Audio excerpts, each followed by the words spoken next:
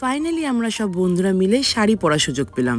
সেই দুর্গাপুজোর আগে থেকে প্ল্যান হচ্ছে যে শাড়ি পরতে হবে, কিন্তু কেউই আর সাহস করে শাড়ি পরছি না। রিনার জন্মদিন চলে গেছে সেপ্টেম্বরের 20, কিন্তু কালকেই আমরা দিলাম ফাইনালি বন্ধুদেরকে ট্রিট। বারাসাতের বারবিকিউ নেশনে সবাই এসেছিল।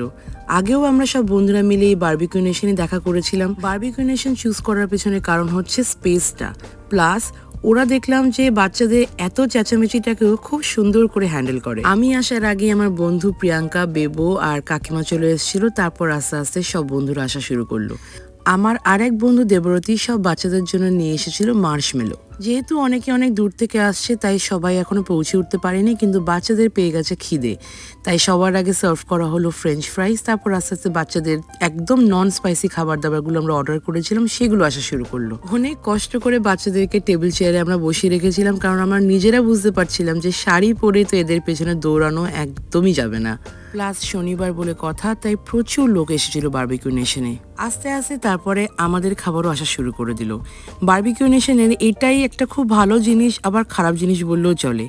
এত স্টার্টার সার্ভ করে ওরা, ওটা খেয়েই পেট ভরে যাবে আর মেইন কোর্সের দিকে তাকাতেও ইচ্ছে করবে না। আর ডিজার্টটা এত লোভনীয় থাকবে, কিন্তু তাও এতটাই পেট ভরে যাবে যে ওটা কোনো মতে খেতে হবে, কারণ আমরা টাকা দিয়েছি তাই। প্রত্যেকটি খাবারই খুবই অ্যাট্রাকটিভ দেখতে লাগে, কিন্তু খেতে আর একদমই মন চায় না স্টার্টার খাওয়ার পরে। আর আমার মনে হয় ওদের টার্গেটই থাকে স্টার্টারটাকে যতটা পারে পুশ করে। একটা পয়েন্টে গিয়ে দেখছি বাচ্চাগুলো টেবিলের তলা থেকে বেরোনোর চেষ্টা করছে, ওদেরকে আর আটকে রাখা যাচ্ছে না। এই একটা সুযোগ পেলাম দেখার যে মেইন কোর্সে কি কি আইটেম আছে। আমি ভেজিটেরিয়ান সেকশনে প্রথমে চেক করলাম, আর এর মধ্যে ফাইনালি আমাদের লাস্ট বন্ধু রমি সে এসে ঢুকলো। যতই সামনে সুন্দর সুন্দর ভালো ভালো খাবার থাকুক না কেন, বাচ্চাগুলো দেখছি সেই ফ্রুট সেকশনের সামনে ঘুরঘুর করছে আর ওখানে দাঁড়িয়ে ওয়াটারমেলনগুলো খাচ্ছে আর খোসাগুলো ওখানেই রাখছে। বাচ্চাগুলো আর সত্যি মানসম্মান রাখলো না। অনেক কষ্টে মুখ লুকিয়ে ওদেরকে টেবিল চেয়ারে বসালাম আর সামনে ওয়াটারমেলনই সার্ভ করলাম।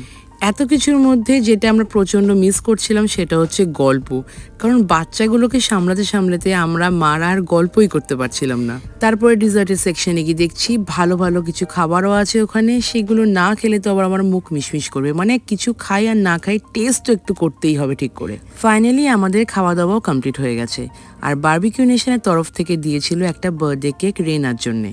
রেস্টুরেন্টটা ছিল এতটাই ওপেন যে সবকটা বাচ্চাকে এক জায়গায় করা কোনো যুদ্ধের থেকে কম ছিল না। যাই হোক, ফাইনালি সবকটা গিরিকে এক জায়গায় করা গেল, আর এখানে কেক কাটিং সেরিমনিটাও আমরা শেষ করলাম। বাচ্চাগুলোকে নিয়ে বেরোলে বাড়ি ফেরার জন্য যে মজাটা হয় সেটা আমি কালকে উপভোগ করেছিলাম। ফাইনালি সবাইকে টাটা বলে আমরাও বাড়ির দিকে রওনা দিলাম। Thank you for watching my mini blog. সবাই খুব ভালো থেকো, টাটা।